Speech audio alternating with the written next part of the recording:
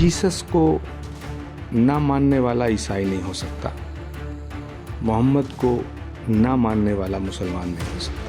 कांग्रेस में कुछ ऐसे नेता हैं जिन्हें राम मंदिर से नहीं, राम से भी नफरत है। राम के बिना, सनातन के बिना न भारत की कल्पना की जा सकती है, न भारतीय लोकतंत्र की कल्पना की जा सकती है। जो राम का नहीं है, जो सनातन का नहीं है, भारत का नहीं हो सकता। जो राम से नफरत करता हो वो हिंदू नहीं हो सकता।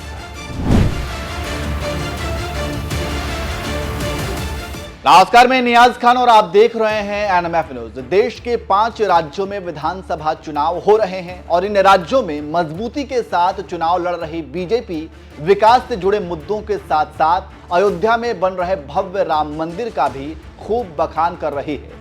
बात चाहे पीएम मोदी की हो या अमित शाह, योगी आदित्यनाथ जैसे नेताओं की। पार्टी के तमाम बड़े नेता एक तरफ जहां राम मंदिर निर्माण का श्रेय लेने की कोशिश में लगे हुए हैं, तो वहीं दूसरी तरफ कांग्रेस को मंदिर विरोधी बताने में भी कोई कसर नहीं छोड़ रहे हैं। अयोध्या में भगवान राम का मंदिर ना बने, इसके लिए कांग्रेस ने भगवान राम को काल्पनिक बता दिया था। भाइयों बहनों, ये कांग्रेस पार्टी 550 साल से रामलल्ला अपमानित अवस्था में थे, मगर उनके माथे पर जू नहीं रही। 70 साल से राम मंदिर को ये लटकाते रहे, भटकाते रहे, अटकाते रहे। पूछना चाहता हूं, अयोध्या में राम मंदिर का काम क्या कांग्रेस कर पाती? कांग्रेस तो चाहती ही नहीं थी, क्योंकि कांग्रेस का नाम ही समस्या है। कांग्रेस चाहती ही नहीं थी समस्या का समाधान हो।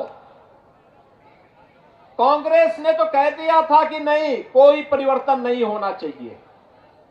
और तो राम भक्तों ने कहा कि गुलामी के ढांचे को हटा देंगे, न रहेगा बांस, न बजेगी बांसुरी। जनसंघ के दौर से ही अयोध्या में भव्य राम मंदिर का निर्माण बीजेपी का बड़ा संकल्प रहा है, जो अब मोदी राज में धीरे धीरे पूरा हो रहा है।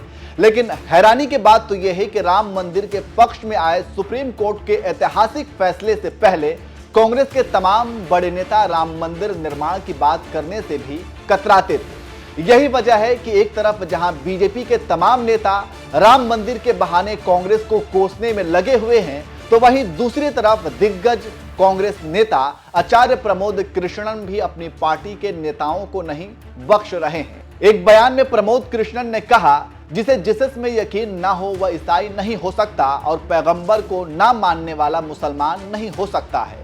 ठीक इसी तरीके से जो भगवान राम से नफरत करता हो वह हिंदू नहीं हो सकता।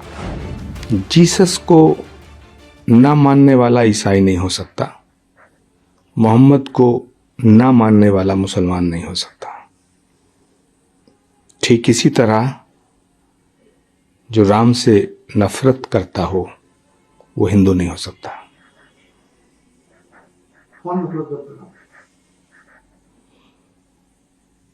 सारी दुनिया जानती है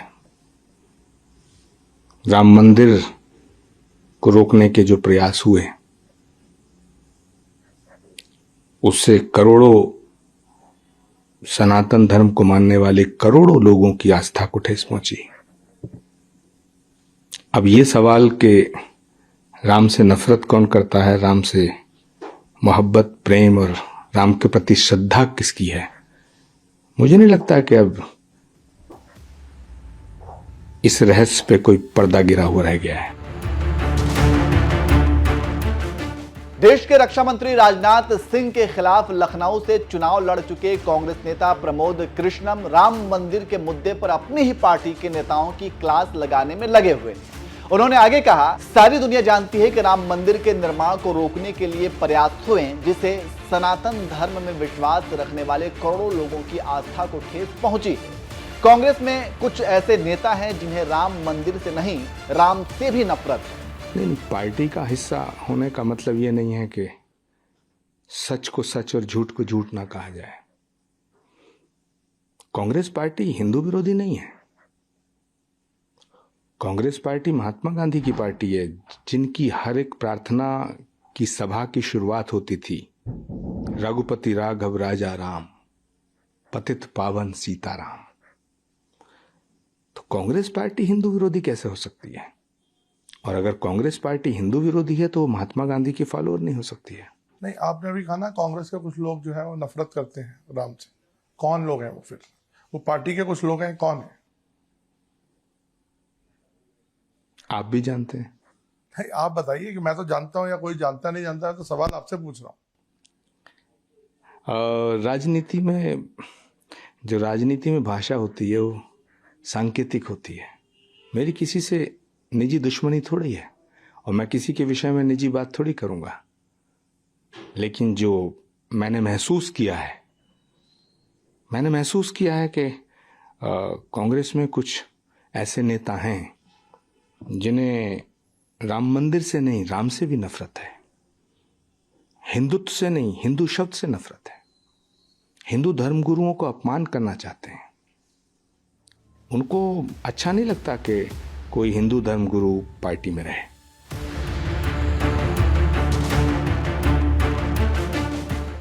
महात्मा गांधी के भजन का उदाहरण देते हुए प्रमोद कृष्णन ने जहां कांग्रेस को हिंदू समर्थक बताया, तो वहीं दूसरी तरफ कांग्रेस के ही कुछ नेताओं को मंदिर विरोधी भी बता दिया।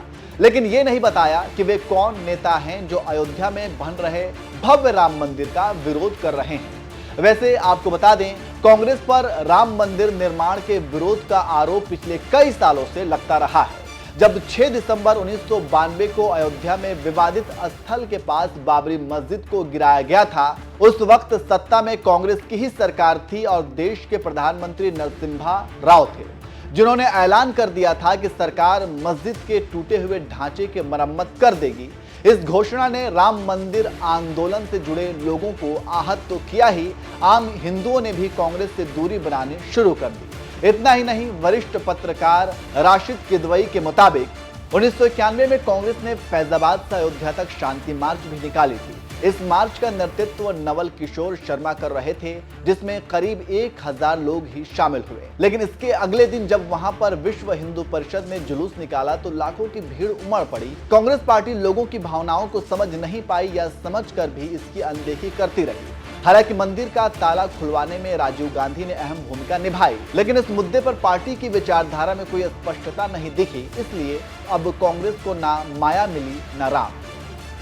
श्री राम जन्मभूमि अयोध्या में हो रहे भव्य राम मंदिर निर्माण का बीजेपी जहां क्रेडिट लेने में जुटी हुई है, तो वहीं दूसरी तरफ कांग्रेस को मंदिर विरोधी बताने में भी कोई कोर कसर नहीं छोड़ रही है। और इसके लिए कहीं ना कहीं खुद कांग्रेस ही जिम्मेदार है, क्योंकि साल 2007 में जब देश में मनमोहन सिंह की सरकार थी तो उस समय यूपीए सरकार सेतु समुद्रम शिपिंग कैनाल प्रोजेक्ट पास करने के चक्कर में थी, लेकिन भाजपा इसका विरोध कर रही थी, क्योंकि इसके परियोजना के तहत बड़े जहाजों के परिवहन के लिए नया रास्ता बनाया जाना था, जो राम सेतु से होकर गुजरता। इसके लिए राम सेतु को तोड़ना पड़ता, लेकिन राम सेतु की पुरानी मान्यताओं के कारण भाजपा ने सेतु समुद्रम शिपिंग कैनाल प्रोजेक्ट का विरोध किया और फिर मामला सुप्रीम कोर्ट पहुंच गया। 2008 में यूपीए सरकार की ओर से सुप्रीम कोर्ट में एक हलफनामा दाखिल कर राम सेतु को काल्पनिक करार देते हुए कहा गया कि वहां कोई पुल नहीं है, यह स्ट्रक्चर किसी इंसान ने नहीं बनाया या किसी सुपर पावर से बना होगा और फिर खुद ही नष्ट हो गया। इसी वजह से सदियों तक इसके बारे में कोई बात नहीं हुई, ना कोई सबूत है। कांग्रेस सरकार की ओर से दाखिल किए गए इस हलफनामे का खूब विरोध हुआ था, जिसके बाद कांग्रेस ने इसे वापस लिया और बयान देना पड़ा कि वह सभी धर्मों का सम्मान करती है। लेकिन तब तक बहुत देर हो चुकी थी।